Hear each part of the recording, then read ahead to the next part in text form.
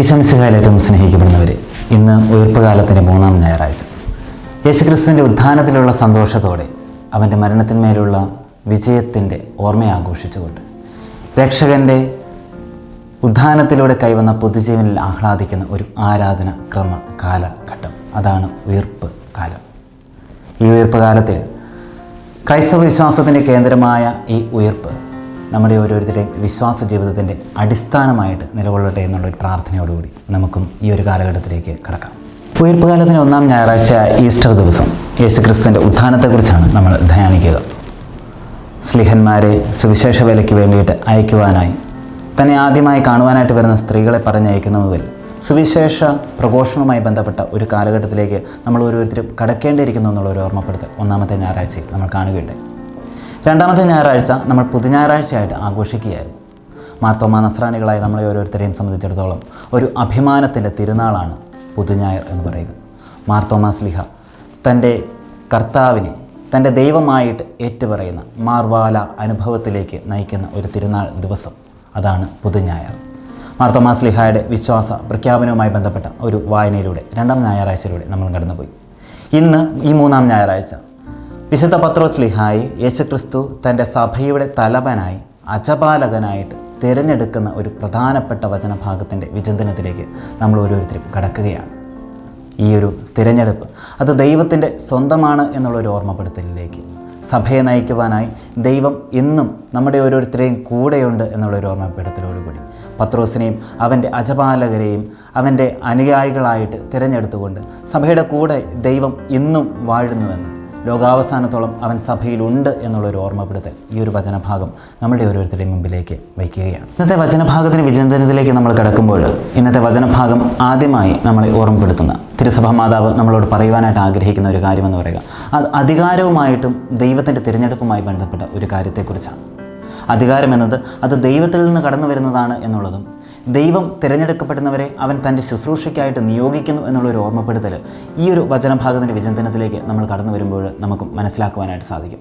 പഴയ നിയമത്തിൽ തുടങ്ങി ഇന്ന് വരെയും ദൈവം തിരഞ്ഞെടുത്ത് തൻ്റെ സഭയെ നയിക്കുന്നു എന്നുള്ളൊരു കാര്യം, ദൈവത്തിൻ്റെ തിരഞ്ഞെടുപ്പ് മാനുഷികമായിട്ടുള്ള തിരഞ്ഞെടുപ്പുകൾക്ക് അപ്പുറമായിട്ട് അത് അവൻ്റെ സ്വന്തം ഇഷ്ടപ്രകാരമുള്ള ഒരു തിരഞ്ഞെടുപ്പാണ് എന്ന് ഉള്ളൊരു ഓർമ്മപ്പെടുത്തൽ ഈ ഒരു വചനഭാഗം നമ്മളുടെ മുൻപിലേക്ക് വരച്ചു വയ്ക്കുകയും, ദൈവത്തിൻ്റെ തിരഞ്ഞെടുപ്പ് അതുമായി ബന്ധപ്പെട്ട അധികാരത്തെ ബഹുമാനിക്കുന്നത് ദൈവത്തെ ബഹുമാനിക്കുകയാണ് എന്നുള്ളൊരു ഓർമ്മപ്പെടുത്തൽ ഇന്നത്തെ വചനഭാഗം നമ്മുടെ മുമ്പിലേക്ക് കൊണ്ടുവരുന്നുണ്ട്. ഇന്നത്തെ 4 വായനകളെടുത്ത് ധ്യാനിക്കുമ്പോൾ നമുക്ക് മനസ്സിലാക്കുവാനായിട്ട് സാധിക്കുന്ന യാഥാർത്ഥ്യവും ഇതുതന്നെ. 1-ാമത്തെ വായനയിൽ മോശയെ, ആട്ടിടയനായ മോശയെ തൻ്റെ ജനത്തെ രക്ഷിക്കുവാനായിട്ട് തിരഞ്ഞെടുക്കുന്ന ഒരു ദൈവത്തിൻ്റെ പ്രത്യേകമായിട്ടുള്ള ഒരു തിരഞ്ഞെടുപ്പിനെ കുറിച്ച് നമ്മൾ കാണുന്നുണ്ട്. ദൈവം തിരഞ്ഞെടുക്കുന്നത് മാനുഷികമായിട്ടുള്ള കാഴ്ചപ്പാടുകൾക്കപ്പുറമായിട്ട് ഉള്ള ഒരു തിരഞ്ഞെടുപ്പാണ് എന്നുള്ളൊരു ഓർമ്മപ്പെടുത്തൽ ഈ ഒരു വചനഭാഗം നമ്മുടെ മുമ്പിലേക്ക് കൊണ്ടുവരും.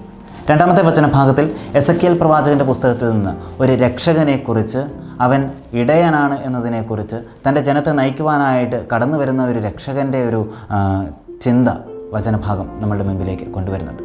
3-ാമത്തെ വചനഭാഗത്തിൽ വിശുദ്ധ പൗലോസ് സ്ലിഹായിലൂടെ ദൈവിക വരങ്ങൾ അത് പലർക്കും പല രീതിയിലാണ് നൽകപ്പെടുക എന്ന്, അതിൽ തന്നെ നയിക്കുവാനായിട്ട് ദൈവം പലരെയും തിരഞ്ഞെടുക്കുന്നു എന്നുള്ളൊരു ഓർമ്മപ്പെടുത്തലും വചനഭാഗം കാണിച്ചു വയ്ക്കുന്നുണ്ട്. 4-ാമത്തെ വചനഭാഗം സുവിശേഷം നമ്മളെ ഓർമ്മിപ്പിക്കുക, തന്നെ ഒറ്റിക്കൊടുക്കുന്നവനെ മാറ്റി നിർത്താതെ, തന്നെ തള്ളിപ്പറയുന്നവനെ തള്ളിക്കളയാതെ ദൈവത്തിൻ്റെ തിരഞ്ഞെടുപ്പിന് പ്രത്യേകമായിട്ടുള്ള ഒരു വാല്യമുണ്ട് എന്ന്, മൂല്യമുണ്ട് എന്ന് ഓർമ്മിപ്പിക്കുകയാണ് യേശുക്രിസ്തു നമ്മുടെ മുമ്പിലേക്ക് ഈ ഒരു വചനഭാഗത്തിൻ്റെ വിചിന്തനത്തിലൂടെ നമ്മളോട് പറഞ്ഞു വയ്ക്കുക. ഈ തിരഞ്ഞെടുപ്പുകളെക്കുറിച്ച് ഒന്ന് ധ്യാനിക്കുന്നത് വഴിയായിട്ട്, അനുസരണം വഴിയായിട്ട് യേശുക്രിസ്തുവിൻ്റെ തിരഞ്ഞെടുപ്പിനോട് ചേർന്ന് നിൽക്കുന്നവരായിട്ട് തീരുവാനായിട്ട് നമുക്കും പരിശ്രമിക്കാം. ഈ അധികാരത്തെ ബഹുമാനിച്ചുകൊണ്ട് ദൈവത്തെ ബഹുമാനിക്കുന്നവരായിട്ട് തീരുവാൻ നമുക്കും പരിശ്രമിക്കാം. ഇന്നത്തെ വചനഭാഗം 2-ാമതായിട്ട് നമ്മളെ ഓർമ്മിപ്പിക്കുക, അത് സ്നേഹമാണ് എല്ലാത്തിൻ്റെയും അടിസ്ഥാനം എന്നുള്ളൊരു കാര്യം. വിശുദ്ധ പൗലോസ് സ്ലിഹ നമ്മളെ ഓർമ്മിപ്പിക്കുന്നുണ്ട്, സ്നേഹമാണ് സർവോത്കൃഷ്ടം, സ്നേഹമില്ലെങ്കിൽ ഞാൻ ഒന്നുമല്ല. ആ ഒരു ബോധ്യത്തിലേക്ക് കടന്നു വരുവാനായിട്ട് ഇന്നത്തെ വചനഭാഗം നമ്മളെ ഓരോരുത്തരെയും ഓർമ്മിപ്പിക്കുകയാണ്. യേശുക്രിസ്തുവിൻ്റെ ചോദ്യം, നീ എന്നെ സ്നേഹിക്കുന്നുണ്ടോ എന്നുള്ളൊരു ചോദ്യം, അതിന് പത്രോസ് നൽകുന്ന ഉത്തരം, ഞാൻ നിന്നെ സ്നേഹിക്കുന്നു എന്നുള്ളൊരു ഉത്തരം. ഈ ഒരു ഉത്തരത്തിലേക്ക് നമ്മൾക്കും കടന്നു വരുവാനായിട്ട് സാധിക്കും. പണ്ട് ചെറുപ്പത്തിൽ നമ്മളെല്ലാവരും കേട്ട് പരിചയിച്ച ഒരു കഥയുണ്ട്, ഒരു അമ്മയുടെയും മകൻ്റെയും കഥ. വിധവയായ അമ്മ തൻ്റെ മകനെ വളർത്തുവാനായിട്ട് ഒട്ടനേകം കഷ്ടപ്പെട്ടു. മകനാകട്ടെ പലവിധ തെറ്റുകളിലും മുഴുകി ഒരു പാപകരമായ ജീവിതം നയിച്ചുകൊണ്ട് മുന്നോട്ടേക്ക് പോവുകയായിരുന്നു. അവന് അവൻ്റെ പാപകരമായ ഈ രീതിയിൽ മുന്നോട്ടേക്ക് പോകുമ്പോൾ ഒട്ടനേകം സാമ്പത്തികമായിട്ടുള്ള പരാധീനതകളൊക്കെ കടന്നു വന്നു. അവൻ അവസാനം ഒന്നും ചെയ്യാനായിട്ട് നിർവാഹമില്ലാതായി. അവൻ്റെ അമ്മയുടെ ഹൃദയം മറ്റൊരാൾക്ക് മറിച്ച് വയ്ക്കുവാനായിട്ട് തീരുമാനിച്ചു. അമ്മ ഉറങ്ങിക്കിടക്കുമ്പോൾ മകൻ റൂമിൽ കയറി അമ്മയുടെ ഹൃദയം തുറന്നു. ഹൃദയം എടുത്തുകൊണ്ട് ഓടുകയാണ്. ഈ ഓടിപ്പോകുന്ന വഴിയിൽ അവനൊരു വേരിൽ തട്ടി ഉരുണ്ടു വീണു. അമ്മയുടെ ഹൃദയം മകൻ്റെ കയ്യിൽ നിന്ന് തെറിച്ച് ദൂരേക്ക് പോയി. പക്ഷേ അപ്പോൾ ആ അമ്മയുടെ ഹൃദയം ഈ മകനോട് വിളിച്ച് ഇപ്രകാരം അവനോട് ചോദിച്ചു, മകനെ, നിനക്ക് വേദനിക്കുന്നുണ്ട്? ഈ ഒരു കഥയുടെ അതിൻ്റെ യുക്തിയെക്കുറിച്ചല്ല നമ്മൾ ഓരോരുത്തരും ചിന്തിക്കേണ്ടത്. മറിച്ച് ഇത് നമ്മളോട് പറയുന്ന ഒരു കാര്യമുണ്ട്. സ്നേഹം സകല തിന്മകളെയും അവഗണിക്കുന്നു, സകല കുറവുകളെയും ഒഴിവാക്കുന്നു, മാറ്റി നിർത്തുന്നു. സ്നേഹിക്കുന്നിടത്ത് പരാധീനതകൾക്ക്, പരാതികൾക്ക്, പരിഭവങ്ങൾക്ക്, കുറവുകൾക്ക് സ്ഥാനമില്ല. തന്നെ ദ്രോഹിച്ചവനെ പോലും സ്നേഹിക്കുവാനായിട്ട് പഠിപ്പിച്ച യേശു ക്രിസ്തുവിൻ്റെ പിന്നാലെ നടക്കുന്നവരാണ് ഒരു ക്രിസ്ത്യാനി. ഈ ഒരു കഥ നമ്മളോട് പറയുന്നത് പോലെ സ്നേഹം സകലതും മറക്കുന്നു. കുറവുകളെ മറന്നുകൊണ്ട്, മറ്റുള്ളവരുടെ പരാതികളെ മറന്നുകൊണ്ട്, നമ്മളെ കുറ്റപ്പെടുത്തുന്നവരെ അവഗണിക്കാതെ അവരെ ഒന്ന് സ്നേഹത്തോടെ ചേർത്ത് നിർത്തുവാനായിട്ട് ഇന്നത്തെ വചനഭാഗം നമ്മളെയും ഓർമ്മിപ്പിക്കുക. ഇന്നത്തെ വചനഭാഗത്തിൻ്റെ മൂന്നാമത്തെ ചിന്ത എന്ന് പറയുന്നത്, അത് യേശുക്രിസ്തു പത്രോസിനോട് ചോദിക്കുന്ന ഒരു ചോദ്യം, അത് ഇന്നും നമ്മളോട് ഓരോരുത്തരോടും ചോദിക്കുന്നുണ്ട് എന്നുള്ളൊരു ഓർമ്മപ്പെടുത്തലാണ്. പത്രോസേ, നീ എന്നെ സ്നേഹിക്കുന്നു? യേശു ഒന്നാം വട്ടം ചോദിച്ചു. അവൻ പറഞ്ഞു, യെസ് കർത്താവേ, ഞാൻ നിന്നെ സ്നേഹിക്കുന്നു. യേശു രണ്ടാമതും ചോദിച്ചു, നീ എന്നെ സ്നേഹിക്കുന്നോടാ പത്രോസേ? അപ്പോൾ അവൻ പറഞ്ഞു, കർത്താവേ, ഞാൻ നിന്നെ സ്നേഹിക്കുന്നു, നിനക്കറിയാലോ. മൂന്നാമതായിട്ട് യേശു വീണ്ടും ചോദിക്കുക, നീ എന്നെ സ്നേഹിക്കുന്നു? 2 പ്രാവശ്യം യെസ് പറഞ്ഞ പത്രോസിന് ഇപ്രാവശ്യം യെസ് പറയാനായിട്ട് ഒരു ചെറിയ കാലതാമസം വരുന്നുണ്ട്. അവനവൻ്റെ ജീവിതത്തിലേക്കൊന്ന് തിരികെ നോക്കുന്നുണ്ട്. അവനവൻ്റെ ജീവിതത്തെ പൂർണ്ണമായിട്ട് ദൈവത്തിന് വിട്ടുകൊടുക്കുന്നുണ്ട്. എന്നിട്ട് യേശുവിനോട് പറയും, നീ എല്ലാം അറിയുന്നല്ലോ, ഞാൻ പ്രത്യേകിച്ച് പറയേണ്ടതായിട്ടില്ലല്ലോ, ഞാൻ നിന്നെ സ്നേഹിക്കുന്നുവെന്നും എൻ്റെ കുറവുകളെയും എന്നെ തന്നെയും ഞാൻ നിനക്കായിട്ട് നൽകിയിരിക്കുന്നുവെന്നും നിനക്കറിയാമല്ലോ. യഥാർത്ഥത്തിൽ യേശുക്രിസ്തു ഈ ഒരു ചോദ്യം ഇന്ന് നമ്മളോട് ഓരോരുത്തരോടുമാണ് ചോദിക്കുന്നത്. നമ്മളുടെ ഓരോരുത്തരുടെയും പേര് വിളിച്ച്, നീ എന്നെ സ്നേഹിക്കുന്നു? ഈ ഒരു ചോദ്യത്തിന് എപ്രകാരമാണ് നമ്മൾ ഉത്തരം നൽകുക? ഇന്ന് പള്ളിയിൽ കടന്നു വന്ന് യേശുക്രിസ്തുവിനോട് കർത്താവെ ഞാൻ നിന്നെ സ്നേഹിക്കുന്നു എന്ന് പറയുന്നതിൻ്റെ അപ്പുറമായിട്ട് നമ്മളുടെ ജീവിതങ്ങളിൽ, കുടുംബജീവിതത്തിൽ, സമൂഹ ജീവിതത്തിൽ അവരനെ സ്നേഹിച്ചുകൊണ്ട് ഈ സ്നേഹത്തിൻ്റെ വക്താക്കളായിട്ട് തീരുവാനായിട്ട് നമുക്ക് ഓരോരുത്തർക്കും സാധിക്കുന്നുണ്ട്. അതിൻ്റെ അർത്ഥം പ്രാർത്ഥന വേണ്ട എന്നോ പള്ളിയിലേക്ക് കടന്നു വരേണ്ട എന്നോ അല്ല. യേശുക്രിസ്തുവിൻ്റെ കൂടെയായിരുന്നുകൊണ്ട് നമ്മൾ സ്വീകരിക്കുന്ന, നമ്മുടെ നാവിൽ സ്വീകരിക്കുന്ന യേശുക്രിസ്തുവിനെ സ്വന്തം ജീവിതത്തിൽ സ്വന്തമാക്കിക്കൊണ്ട് അപരന് മുൻപിൽ കാണിച്ചു കൊടുക്കുന്നവരായിട്ട് തീരുവാൻ, ബലിയായിട്ട് തീരുന്നവരായിട്ട് തീരുവാൻ, ബലിയായി നൽകുവാൻ, സ്വയം മുറിച്ച് നൽകുവാനായിട്ട് നമുക്ക് ഓരോരുത്തർക്കും സാധിക്കും. പത്രോസിനെ വിളിക്കുന്ന ഈശോയെക്കുറിച്ച് ഇന്ന് നമ്മൾ വായിച്ച് ധ്യാനിക്കുകയായിരുന്നു.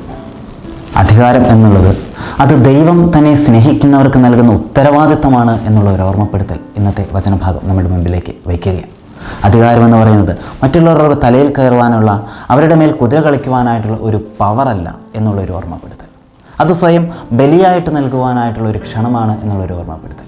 യേശുക്രിസ്തുവിൻ്റെ കൂടെയായിരിക്കുവാനായിട്ടുള്ള ഒരു വിളിയാണ് എന്നുള്ളൊരു ഓർമ്മപ്പെടുത്തൽ ഇന്നത്തെ വചനഭാഗം നമ്മുടെ മുമ്പിലേക്ക് വയ്ക്കുകയും യേശുക്രിസ്തുവിൻ്റെ, ദൈവത്തിൻ്റെ തിരഞ്ഞെടുപ്പുകളോട് ഒന്ന് ചേർന്ന് നിൽക്കുന്നവരായിട്ട് തീരുമാനം, നമ്മുടെ ജീവിതങ്ങളെ പൂർണ്ണമായിട്ടും ദൈവത്തിന് വിട്ടുകൊടുത്തുകൊണ്ട് അവൻ്റെ തീരുമാനങ്ങളോട് ചേർന്ന് നിന്നുകൊണ്ട് യഥാർത്ഥ ക്രിസ്ത്യാനികളായിട്ട് ജീവിക്കുന്നവരായിട്ട് തീരുവാൻ, സഭയുടെ യഥാർത്ഥ മക്കളായിട്ട് തീരുവാൻ ഇന്നത്തെ വചനഭാഗം നമ്മളെയും വിളിക്കുകയാണ്.